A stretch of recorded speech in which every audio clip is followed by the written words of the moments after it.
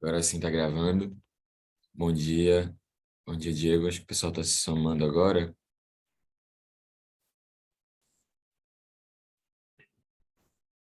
Bartolomeu aí, de novo, participou de todas as sessões, Bartolomeu. Maravilha.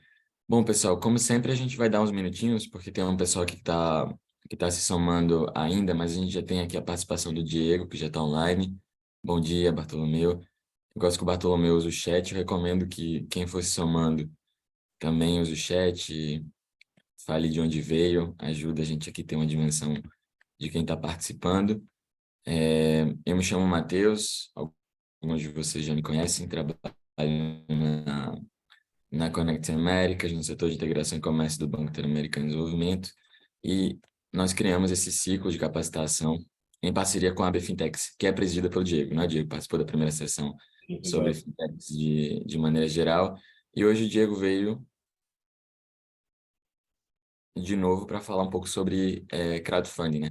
O ciclo, Diego, ele foi pensado justamente para explorar os diversos setores que os serviços financeiros digitais oferecem. Então, com seus colegas, a gente já falou sobre crédito, já falou sobre gestão, e hoje a gente está com você para falar sobre crowdfunding e como que as pequenas e médias empresas podem se beneficiar desse serviço. Então, agradeço você, sobretudo porque hoje é feriado aqui no Brasil.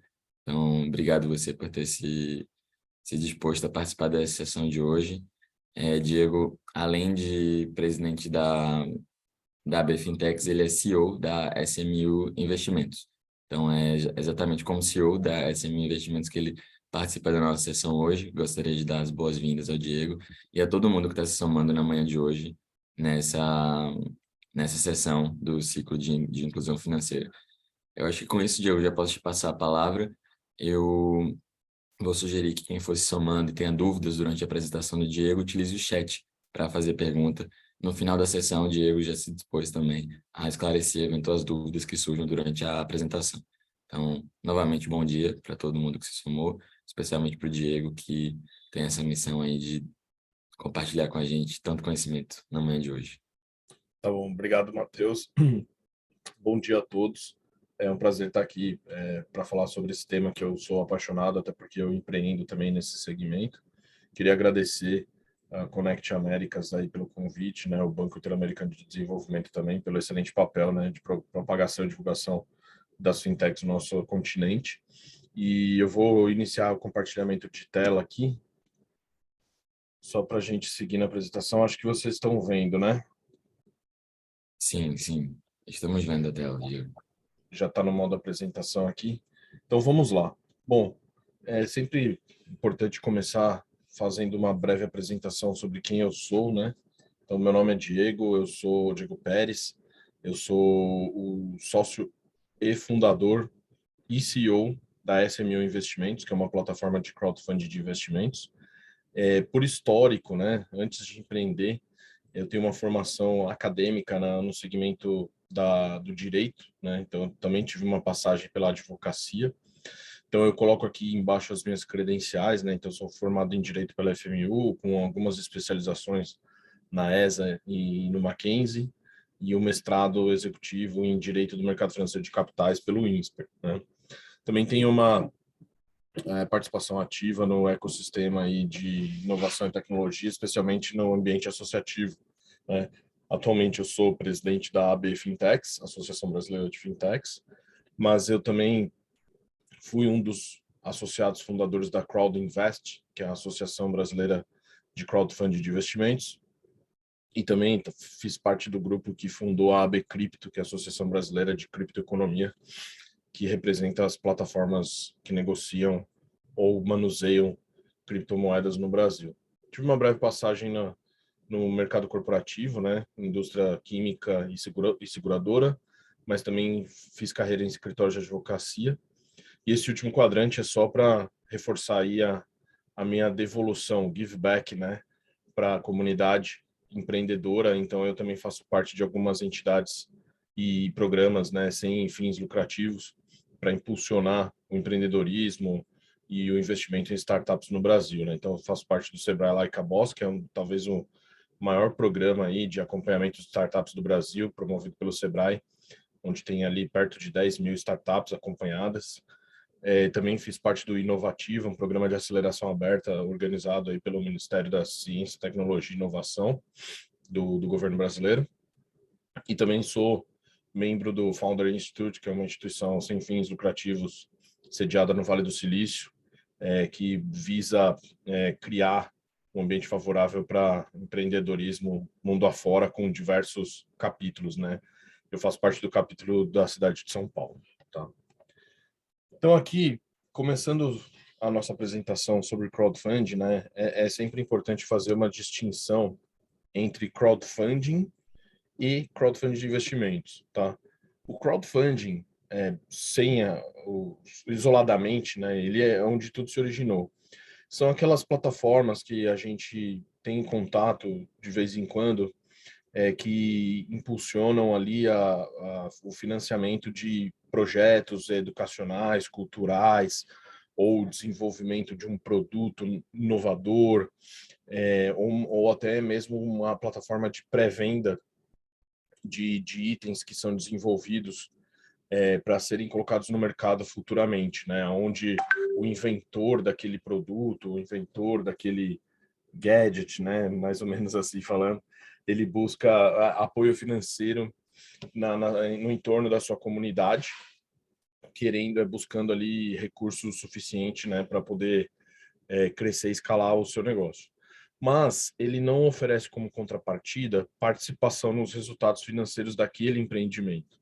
Ele oferece como contrapartida tão somente um agradecimento, uma menção honrosa, um brinde, ou até mesmo o próprio produto que está sendo financiado, né? Com o passar do tempo, verificou-se que muitas dessas iniciativas financiadas online se tornaram extremamente rentáveis, né? E aqui, aquelas pessoas que suportaram o desenvolvimento inicial desse projeto acabaram ficando de fora, né? Então, nada mais justo do que criar uma solução aonde quem acredita naquele produto, naquele serviço, naquele empreendimento desde o início, também possa participar na coleta dos frutos que ele render futuramente, tá? Porém, aí tem um fator de complicação, né? Sempre que você ou disponibiliza publicamente uma oportunidade de investimento, você precisa ter algum tipo de autorização regulatória, né? A autoridade do mercado de capitais, que no Brasil é a CVM, ela precisa analisar se esse projeto que está sendo colocado ao público para captar investimentos, ele é lícito, se ele possui todas as amarras e segurança para o investidor, ou se o empreendedor que está colocando essa oportunidade no mercado, ele tem capacidade de entregar o que ele está prometendo entregar, né? Então, surgiu essa nova modalidade, seguindo aí um arcabouço regulatório previsto pela própria CVM para facilitar aí que empreendedores possam recorrer ao grupo de pessoas, né, a comunidade que está no seu entorno, para se autofinanciar, tá? Então, nós, SMU, né, que eu como sócio fundador da SMU, nós somos a primeira empresa brasileira, né, que trouxe essa modalidade, porque a gente existe há bastante tempo, né? A gente lançou o nosso portal em 2013, a gente conseguiu colocar as primeiras ofertas de captação em 2015, né? Então a gente já completou 10 anos de existência inicialmente como um portal, mas esse ano a gente completa 8 anos de existência como plataforma de investimentos, né? Onde a gente coloca ali à disposição diversas empresas, né, que têm potencial de crescimento, para que os investidores na rede de relacionamento possam investir, tá? Então, basicamente, né, nós somos uma plataforma de venture capital online. O que isso quer dizer? Venture capital são aqueles fundos de investimento que investem em startups. Mas até o surgimento do crowdfunding, quem tinha acesso a esses fundos de investimento eram apenas pessoas muito ricas ou entidades que já fazem investimentos de maneira profissional, né? São os bancos, as casas de investimento tradicionais, né?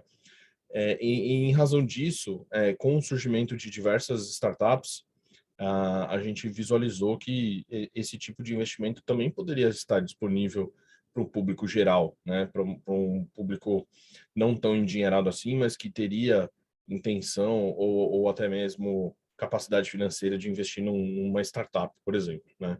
Então a gente trouxe essa novo formato de investir de maneira acessível para qualquer pessoa dentro da realidade do crowdfunding no Brasil, tá?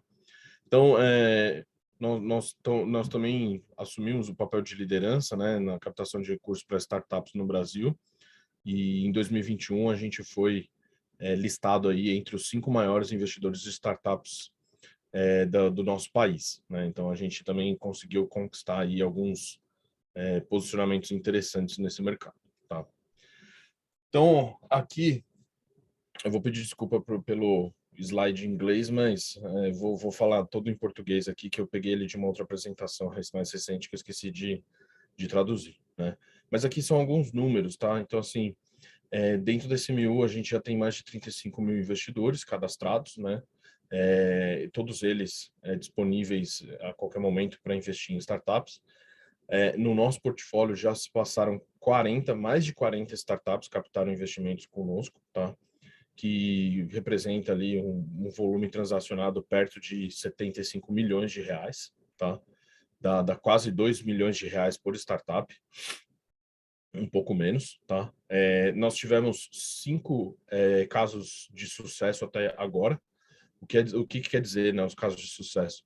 Foram startups que receberam investimento por meio da nossa plataforma, alcançaram ali o sucesso do seu negócio no meio tempo, e conseguiram entregar um retorno financeiro para o investidor, né? Ou seja, ou elas foram compradas por uma outra grande empresa, ou elas conseguiram, de alguma forma, devolver o recurso investido com algum ganho para o investidor, né? Mas também tivemos 2 derrotas, né? Não existe, assim, uma fórmula do sucesso para empreender, especialmente no Brasil, né? Então, é possível e a gente não descarta, mas a gente sempre avisa para o nosso público investidor que empresas que passam por investimento via startup, via crowdfunding, via venture capital, qualquer que seja a modalidade, mas que são empresas nascentes, elas podem deixar de existir ou ficar no meio do caminho sem que o investidor consiga recuperar o valor investido, né? Mas isso faz parte do jogo, tá? Porque é um modelo de investimento de risco, tanto que venture capital, mais ou menos, numa tradução no português, seria investimento de risco, tá?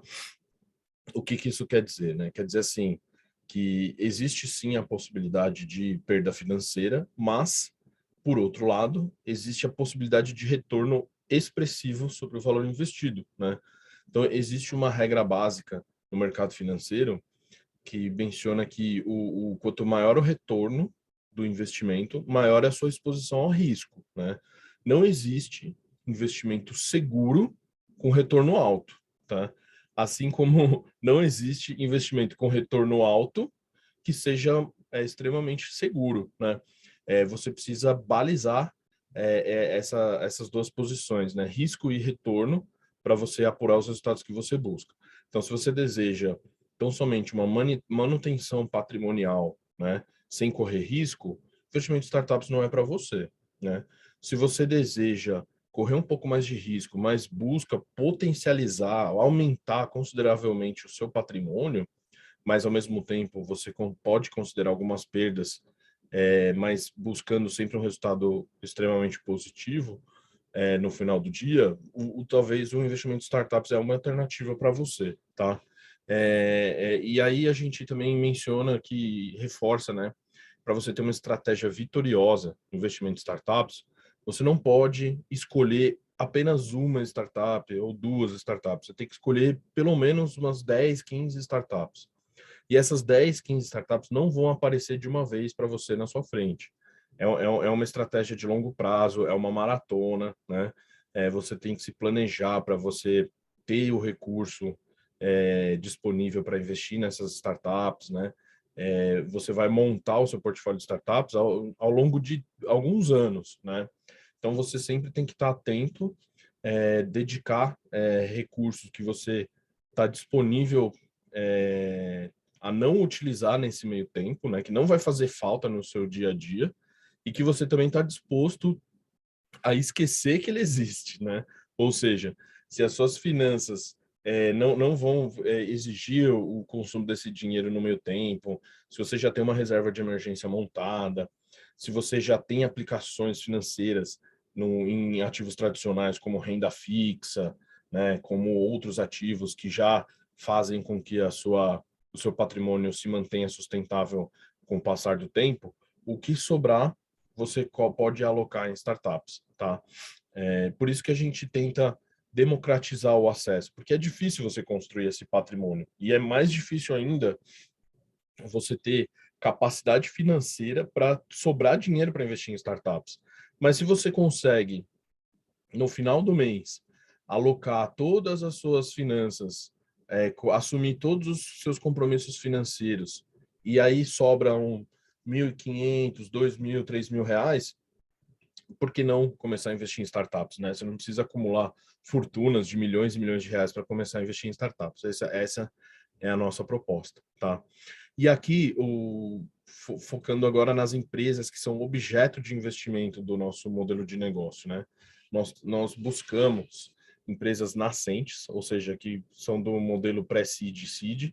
Isso quer dizer que são empresas que ainda não cresceram o suficiente para atrair investidores de grande porte, mas que já possuem números e história suficiente para atrair investidores de menor e médio porte, né, como os investidores de crowdfunding.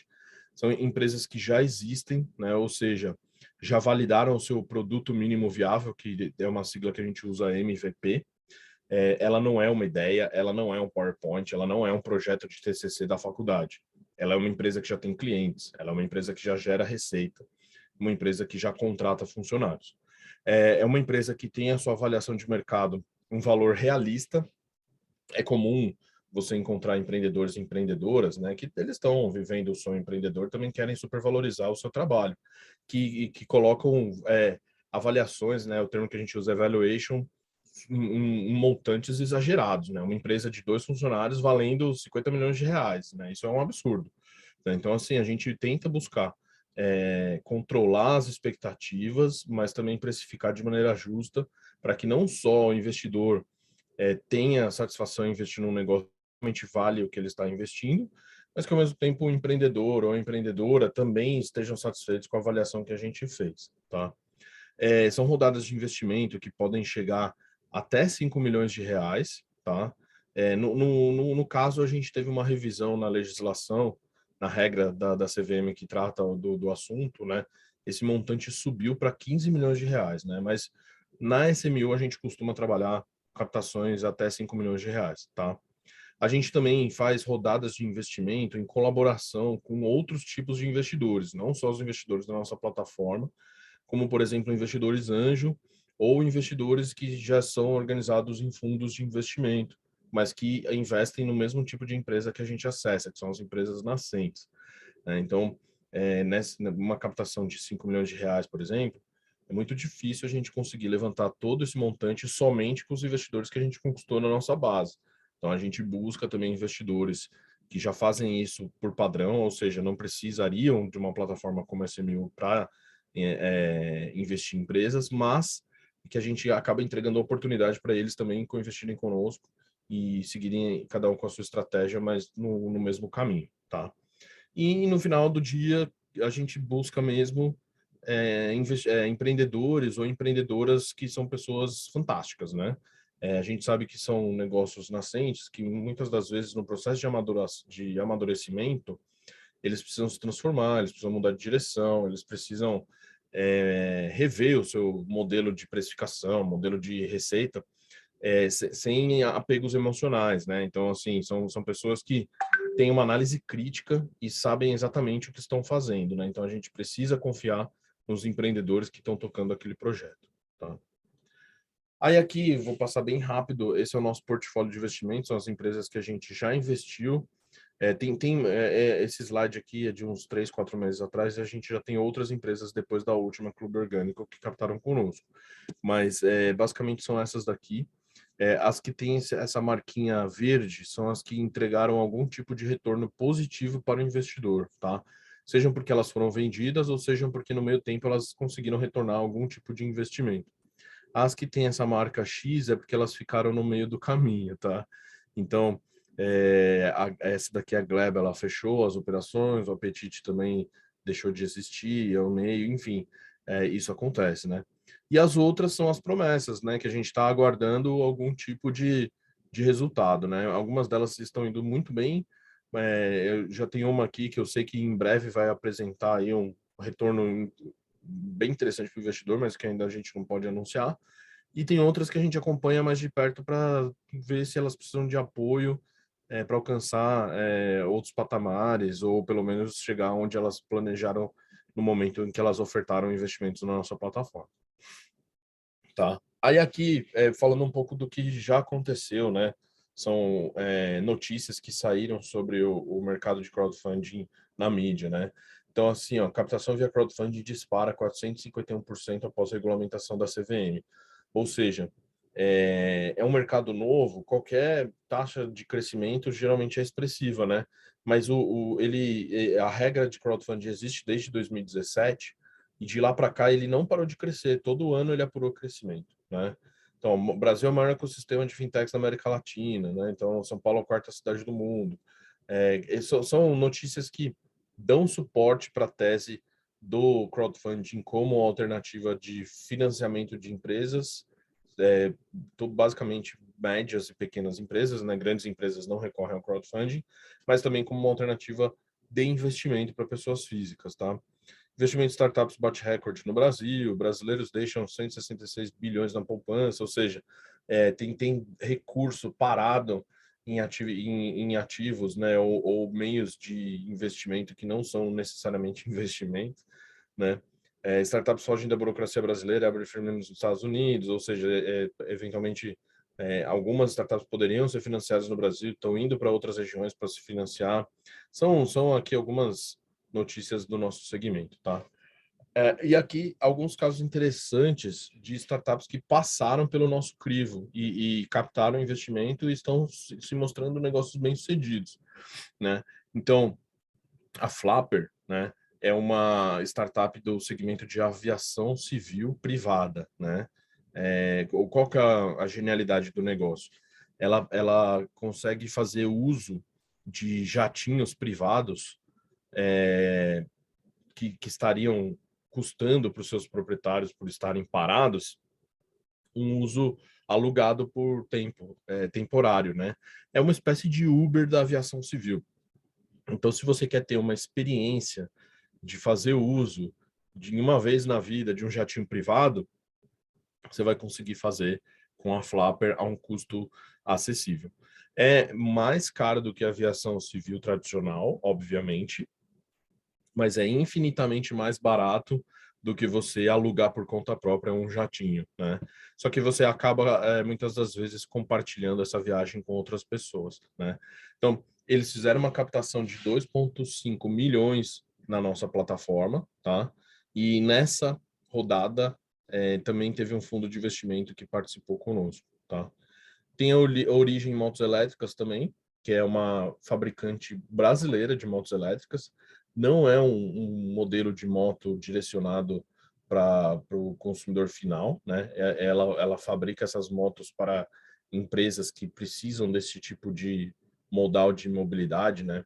Geralmente são empresas de segurança patrimonial, são empresas de entregas, né, de produtos, serviços, delivery, etc. Então, eles alugam essas motos para essas empresas.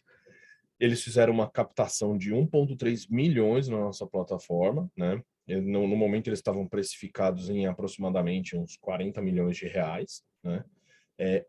Atualmente, eles estão avaliados em 300 milhões de reais, porque eles fizeram uma captação de investimento de 100 milhões de reais no ano passado, se eu não me engano, um ano e meio atrás. Então, assim, isso demonstra assim que as empresas que acessam o crowdfunding, elas também têm um futuro promissor, elas não param no crowdfunding, elas continuam crescendo, continuam captando investimentos vultuosos em rodadas futuras, o que melhor enxerga a percepção de sucesso do negócio investido via a nossa plataforma, tá? E aqui alguns motivos, né? Por que receber investimento, né? Por que que o crowdfunding é necessário, ele é importante para a empresa que precisa levantar investimento, tá? Então, esse aqui é um gráfico que divide o investimento em startups em etapas, né? Então, tem aqui o pré-seed, que é onde a gente entra, onde a gente inicia a nossa operação, que é o capital semente, pré-semente, né? Aí tem o seed, né? Que seria a próxima etapa, mas a gente também alcança um pouco o capital seed. Depois vem o growth, né? Que é onde os fundos de investimento eles entram. E tem o exit, que é onde a empresa já alcançou seu sucesso e entrega algum retorno para o seu investidor. Aqui a gente destacou em laranja, por quê? Porque esse momento da existência de uma startup, ele é o mais sensível de todos e é o mais arriscado de todos. Por quê? Porque a taxa de mortalidade de empresas nesse momento aqui, nesse intervalo, ela é altíssima, tá? Então, assim, as empresas, elas deixam de existir não por má gestão, não porque o negócio era ruim, não porque as pessoas que estavam tocando aquele negócio não eram comprometidas, é simplesmente porque faltou investimento, faltou recurso, não tinha capital disponível para ela conseguir atingir o próximo estágio, aonde ela atrairia o interesse de investidores profissionais, como os fundos de venture capital, tá? Então, por que que o crowdfunding é importante? Porque ele acaba criando uma ponte para você superar o que o mercado aqui chama o Vale da Morte, né? É um nome assim até um pouco macabro, tá? Mas o mercado trouxe esse nome, o Vale da Morte, porque realmente, se você conseguiu superar esse vale, você sobreviveu ali ao Vale dos Mortos, né? Então, isso é importante que existam alternativas para que empresas consigam chegar no próximo estágio, tá?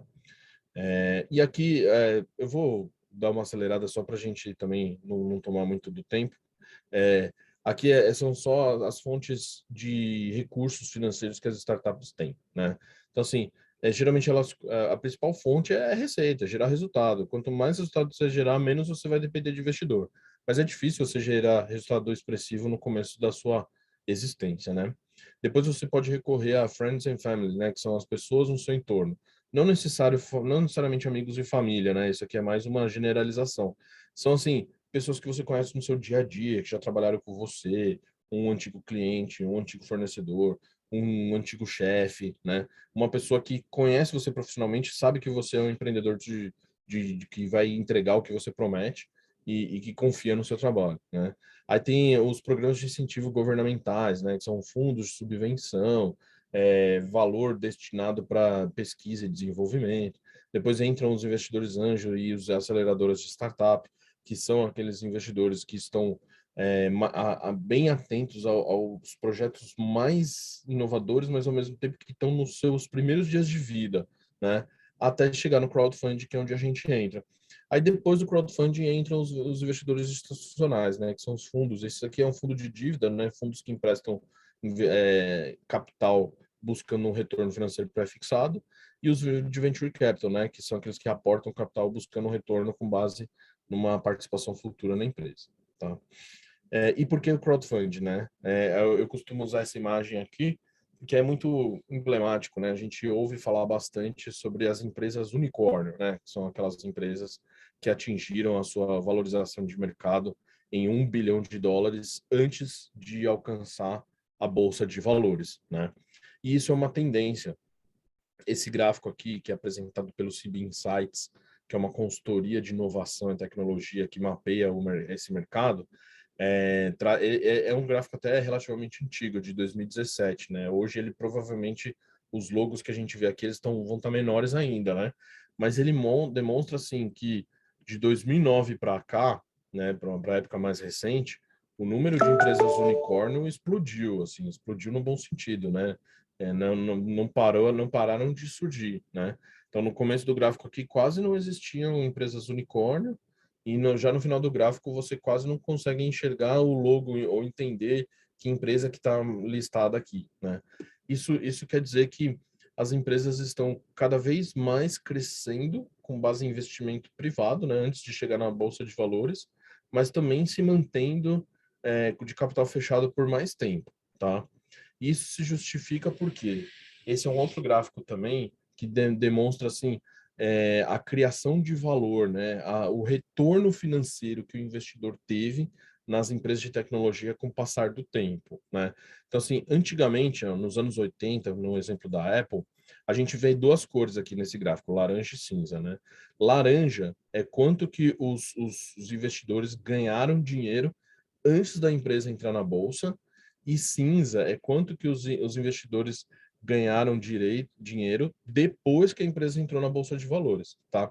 Então, até o final dos anos 90, começo dos anos 2000, nenhum investidor ganhou dinheiro antes da empresa entrar na bolsa, né? Eles só foram fazer dinheiro depois que a empresa entrou na bolsa. Então, assim, eles já estavam de olho num longuíssimo prazo, né? De 15, 20 anos, talvez. A partir do começo dos anos 2000, depois da bolha.com, né, que aconteceu, os investidores passaram a ganhar dinheiro antes da empresa ir para a bolsa. E esse retorno financeiro começou a se tornar mais expressivo, né? Então, a última empresa aqui desse gráfico demonstra que os investidores do Twitter que investiram nele antes dele ir para a bolsa ganharam dinheiro. E os investidores que entraram no Twitter depois que eles foram para a bolsa perderam dinheiro, né? Então, isso demonstra que investir em startups, enquanto ela é pequena, é uma excelente oportunidade de retorno financeiro, claro, compensado com os riscos que eu já mencionei no começo da apresentação, tá? Então, aqui, passando um contexto histórico, aqui eu vou passar bem brevemente, porque aqui a gente fala de regulação, né, o contexto da regulação, mas assim, o crowdfunding no Brasil, ele passou a ser regulamentado só em 2017, né? Mas ele existe desde 2014, que foi o ano aí que a gente fez as primeiras captações de investimento no Brasil, né?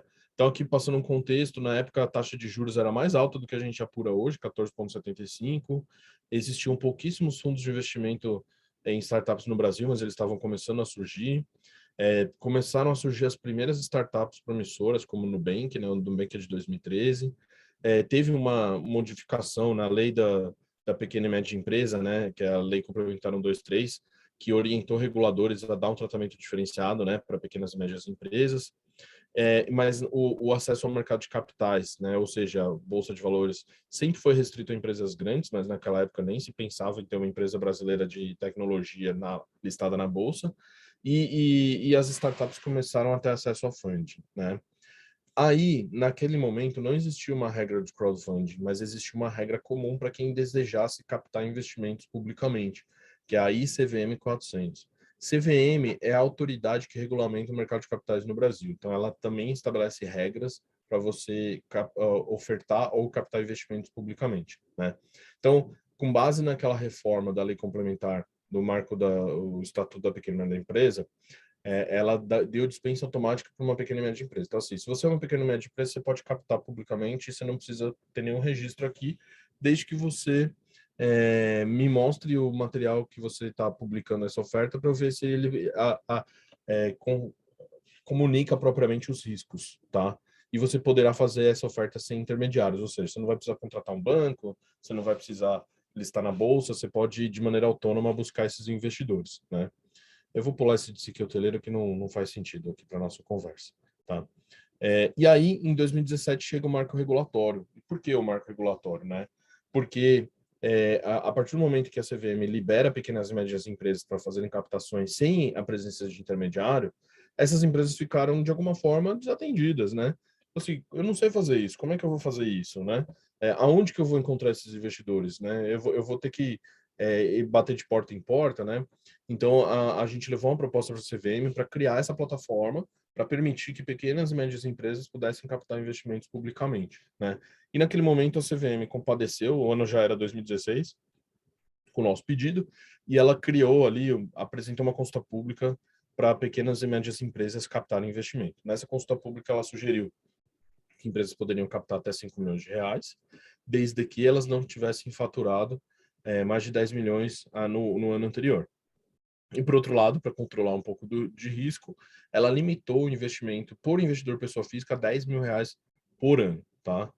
além de outros detalhes aqui que eu não preciso entrar não preciso trazer para cá. E aí, um ano depois de muito debate, essa proposta foi aprovada e virou regra, né? Então, se manteve ali, as empresas podem captar até 5 milhões, desde que elas não tenham faturado 10 milhões no ano anterior. Por que isso? Porque é focado para pequenas e médias empresas, né? Uma empresa que fatura mais de 10 milhões de reais, ela não precisa ter um tratamento diferenciado, ela já tem acesso ao mercado de capitais ou ela já tem acesso a grandes investidores. Aqui é uma plataforma de fomento para pequenas e médias empresas, para que elas possam se tornar empresas grandiosas que faturam mais de 10 milhões de reais, né? Então, é focado em sociedade empresarial de pequeno porte, tá? Há algumas inovações, né? Ela trouxe um formato de investimento coletivo que se chama sindicato de investimentos, onde você coloca todos os investidores no mesmo contrato, né? E esse sindicato que faz um investimento na empresa. Ela trouxe a figura do investidor líder, né? Que é um investidor que vai escolher as startups, né? E apresentar para o outro grupo de investidor e investir em nome deles. E outras questões aqui que são detalhes muito técnicos que depois eu posso disponibilizar para vocês a apresentação. Aí essa regra passou a valer de 2017 para cá, mas com o passar do tempo a gente percebeu que os números eles estavam ficando pequenos e as startups estavam ficando cada vez maiores. Então a gente levou uma nova proposta para a CVM de revisão regulatória para que os limites pudessem ser readequados à realidade, né? E a nossa proposta foi uma expansão de limites, né, para ofertas de investimento de até 10 milhões de reais por ano, que as empresas pudessem, ou seja, o dobro, né? A regra vigente à época era 5 milhões, aqui a gente pediu para dobrar para 10. Um faturamento de até 30 milhões, né? Ou seja, uma empresa média, de médio porte, já poderia recorrer a crowdfunding. Né? E se essa empresa fizesse parte de um grupo empresarial, que o grupo faturasse até 60 milhões. Aí aquele limite do investidor, né, que é o controle de risco que a CVM impõe, dobrar de 10 para 20 mil. A gente conseguiu demonstrar que os casos de insucesso foram bem menos frequentes do que os casos de sucesso, tá? Eu também vou acelerar um pouco aqui. E aí, no ano de 2022, no ano passado, mais precisamente em julho do ano passado, a CVM publicou. Nas discussões, a gente foi surpreendido porque a CVM entendeu que os números que a gente apresentou poderiam ser maiores, de acordo com os estudos que ela fez internamente. Então, ela triplicou o limite de captação para 15 milhões, ela aumentou o limite de faturamento da empresa para 40 milhões, e se essa empresa fizer parte de um grupo econômico, né, ou seja, são aqueles conglomerados, né, que tem várias empresas dentro do mesmo grupo, o grupo todo não pode faturar mais de 80 milhões de reais, tá? E trouxe diversas implementações aqui, né, algumas questões bem técnicas aqui que não preciso entrar no detalhe, mas ela permitiu que as plataformas de crowdfunding pudessem fazer intermediação para que os investidores pudessem comprar e vender mais participação depois que a empresa já captou, como se fosse uma bolsa de startups, né? Que eu vou entrar no detalhe da apresentação aqui nos próximos slides, tá? Então, veio um programa da CVM que se chama Sandbox Regulatório, que é aberto para qualquer tipo de empresa regulada pela CVM, não só crowdfunding, aonde a CVM recebe propostas de novos produtos ou serviços inovadores, mas que precisam ter uma análise um pouco mais detalhada para saber se aquele produto ou serviço é possível de ser realizado com base nas regras que já existem, né? E aí a gente apresentou a proposta de mercado secundário de crowdfunding, né? O que é o mercado secundário, né? Seria assim, uma espécie de bolsa de valores para empresas de pequeno porte, tá? Ao invés de você, como empreendedor, se você deseja ter as ações da sua empresa negociadas publicamente, você não precisa crescer de maneira no longo prazo, né? Você já pode fazer isso no meio do caminho.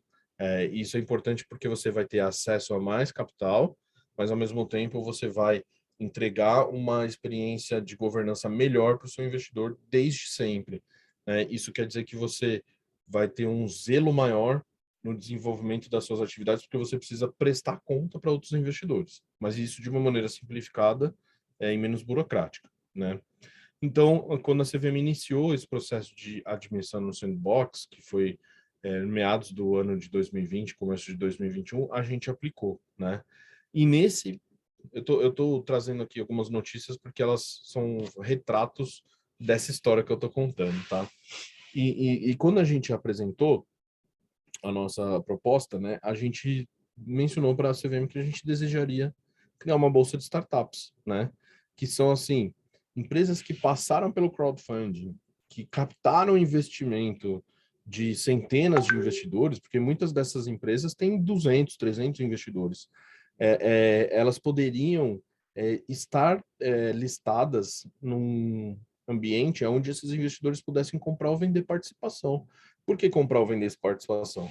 Porque, como eu mencionei no início da apresentação, investimento em startups é um investimento de risco, né? E esse risco ele pode aumentar ou diminuir no meio do caminho, né? Então, assim, se o risco aumenta e você não está disposto a correr aquele risco, você eventualmente quer passar para frente e entregar essa participação para outra pessoa que tenha mais apetite a risco, né?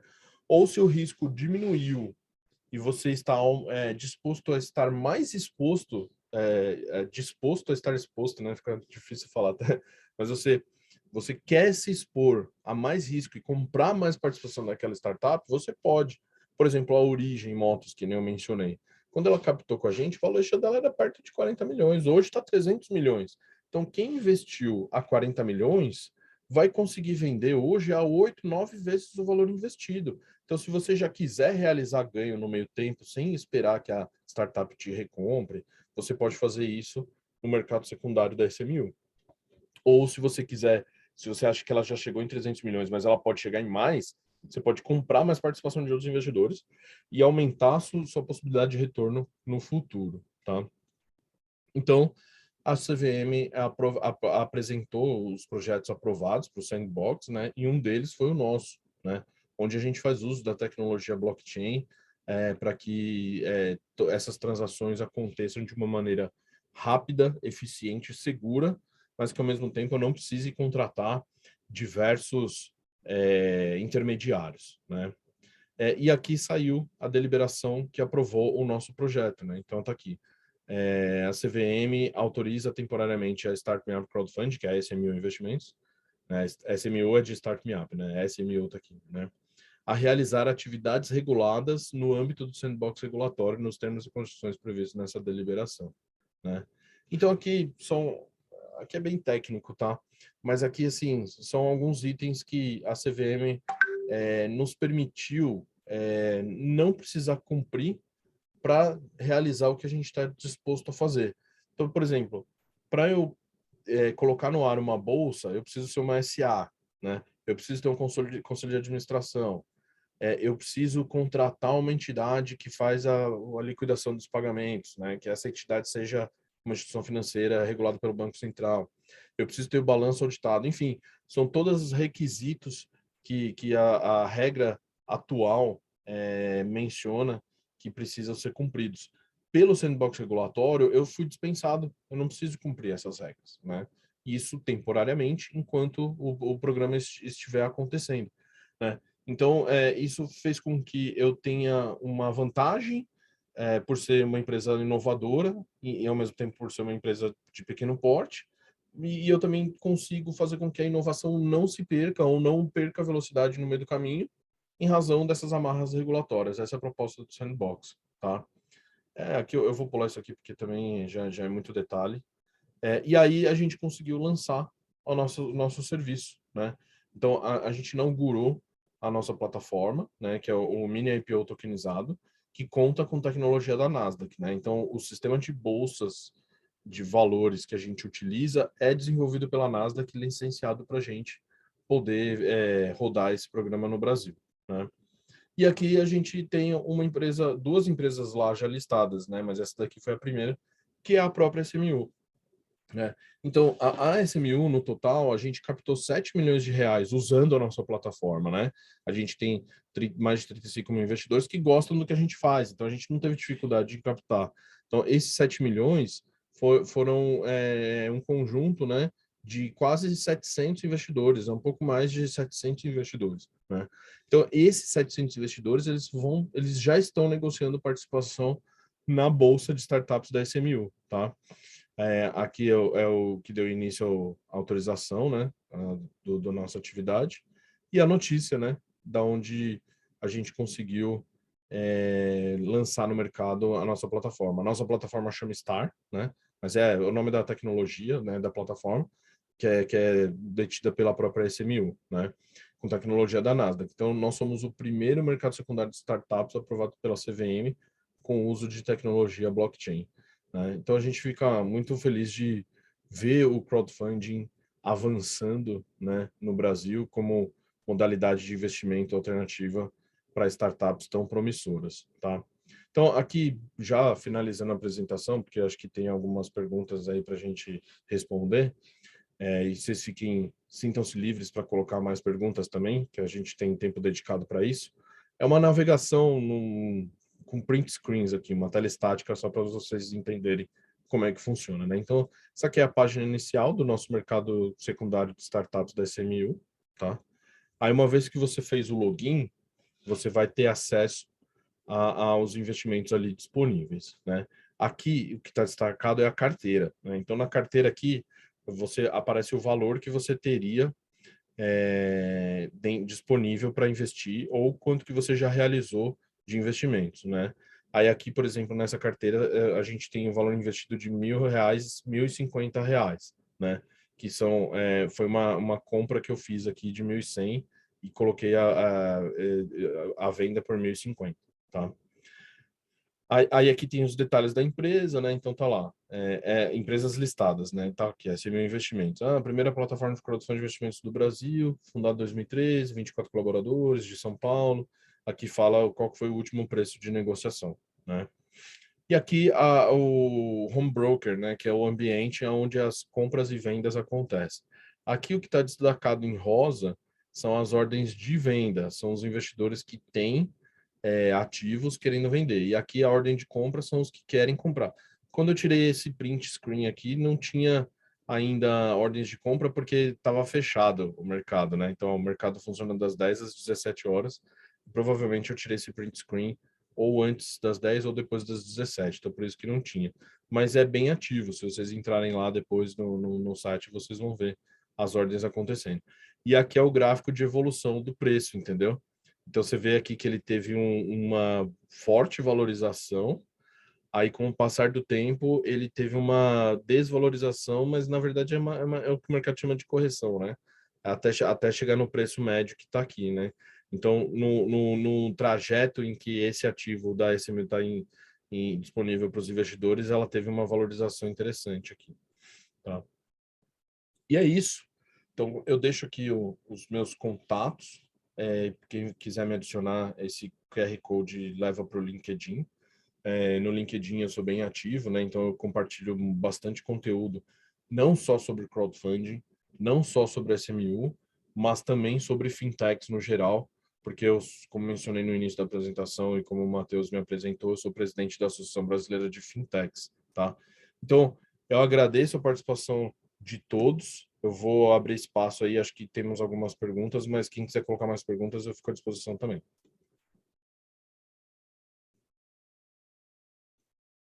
Certo, Matheus?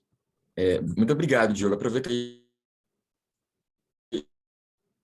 antes de fazer as considerações aqui. O Anthony ele pediu para você mandar o link do site. Se você puder deixar aí Ah, tá bom. no chat o link. Eu vou mandar aqui. São dois links, mas você consegue acessar a plataforma nos dois. Tem o smu.com.vc, que é o crowdfunding que você investe inicialmente nas empresas, e o smu.finance, que eu também coloquei aqui, que é o mercado secundário, que é a bolsa de startups. Não, maravilha. Se Então, você entrar no smu.com.vc, vai estar lá também o smu.finance. maravilha. Excelente. Primeiro, obrigado aí. Da outra vez eu elogiei sua didática e eu reitero, assim, é sempre muito interessante. Uma coisa que eu percebi em todas as apresentações é que, além de conhecimento, vocês têm muita paixão pelo tema. Então, eu Sim. fico muito feliz com o compartilhamento de conhecimento. E a gente pode ir para as perguntas aqui. Tem uma super interessante do Bartolomeu, e aí acho que logo na metade da apresentação ele pergunta sobre os custos médios que devem ser analisados quando se pensa na opção de crowdfunding. E pergunta para você também qual que é o prazo médio para captação numa operação regular. Ótimo, muito bom, Bartolomeu. Essa pergunta foi muito pertinente, tá? Tem custo para startup, obviamente, né? Porque a gente vende esse serviço para ela. E o nosso custo ofertado é basicamente uma comissão sobre o valor captado, tá? A gente não solicita ou não retém nenhum valor inicial, assim, sabe? Tipo, de antemão. A gente só vai segurar essa comissão no sucesso da captação, tá? Então, esse percentual, ele varia, né? Ele começa em 8%, mas o máximo que a gente faz é 10% do valor captado, tá? Então, é de 8% a 10%. Por que 8%? Por que 9%? Por que 10%? Porque a gente negocia com o empreendedor. Se é uma empresa que a gente vê que vai ter uma captação de sucesso bem rápida, que a gente não vai ter tanto esforço para vender, a gente dá um desconto na comissão, porque na nossa experiência a gente consegue identificar isso. Agora, se é uma empresa que é um pouco mais difícil de vender, às vezes é uma tecnologia complexa que as pessoas da nossa base não entendem direito o funcionamento, a gente precisa criar todo um material assim de informação, conteúdo fácil de entender para ela se convencer a investir, né? Então aí a gente começa a aumentar o preço. E esse valor a gente cobra uma vez só. Então, assim, a empresa ela vai continuar sendo assessorada por nós por muitos anos, por 5, 10, 20 anos, talvez, né? E a gente aposta no crescimento dela. Então, esse valor ele já cobre todas as despesas do nosso time em acompanhar essa empresa no longo tempo, no longo prazo. Maravilha. Depois o Bartolomeu também ele emenda outra pergunta aí. Uma vez feita a operação, quem que assume os riscos quando É. elas fracassam? Ah, Ele só antes dessa pergunta, tem uma segunda parte da primeira pergunta. Qual o prazo médio para Ah, a perdão. operação regular? Que eu Claro. tô com o Q&A aberto aqui também, né? Então, assim, o prazo médio, assim, tem o período de preparação e tem o período de captação. O período de preparação, ele leva, em média, 2 meses. E o período de captação é, em média, 1 mês, tá? Pode ser um pouco mais, pode ser um pouco menos. Então, somados os dois, 3 meses. Então, assim, a empresa se cadastrou no nosso pipeline, passou pelo crivo de aprovação, 3 meses, tá? Pode ser mais? Pode ser. Às vezes a empresa tem muito documento que a gente precisa analisar, às vezes a gente precisa ir e voltar para identificar qual que é o valor correto que a gente vai precificar aquela empresa antes de apresentar para os investidores. Às vezes leva 5, 6 meses, mas é um prazo médio, 3 meses.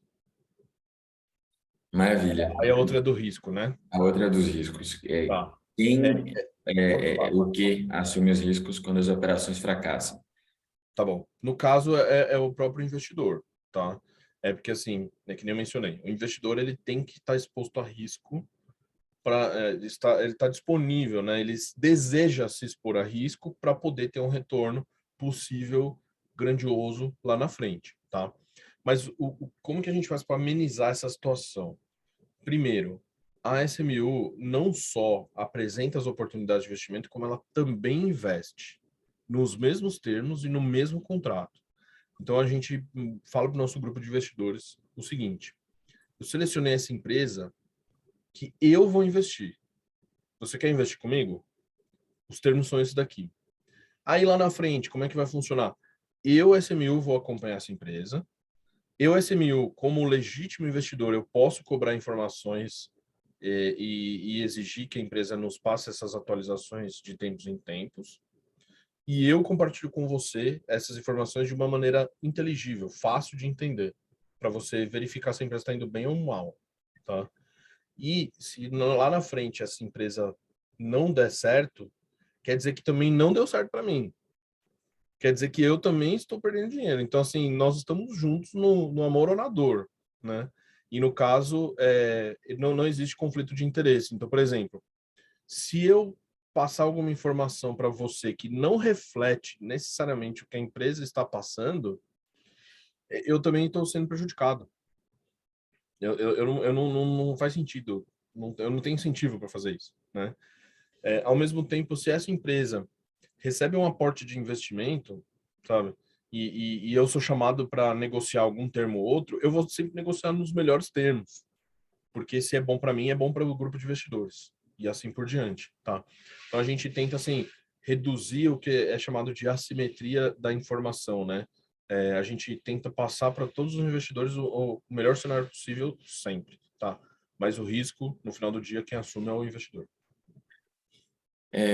A próxima pergunta, acho que ela ainda tem a ver com risco, mas eu acho que você até respondeu anteriormente, mas talvez se quiser adicionar algum comentário sobre esse controle que vocês fazem da qualidade da empresa para evitar fraude. Ou seja, vocês que se encarregam disso, ou seja, você está falando para o investidor, olha, esse é o produto, essa é a empresa.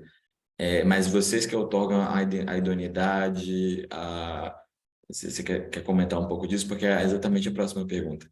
Como, Claro, como, claro. como escapar de fraudes, assim?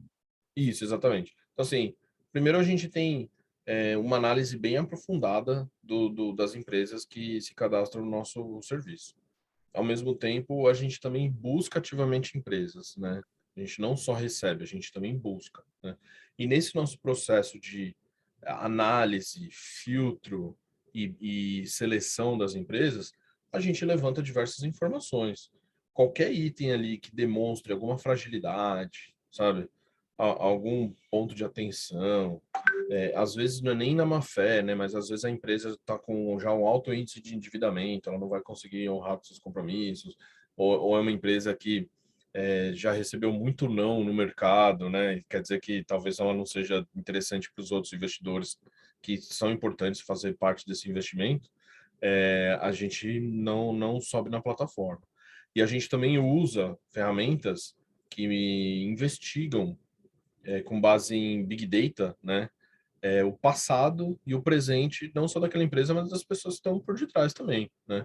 Então, assim, se o empreendedor ele tem processo criminal em andamento, tem inquérito em investigação, ou já aconteceu, mandado de prisão ativo, sabe? A gente, obviamente, não vai subir na plataforma e a gente até reporta as autoridades, ó, tem essa pessoa tá aqui querendo fazer um negócio comigo, né?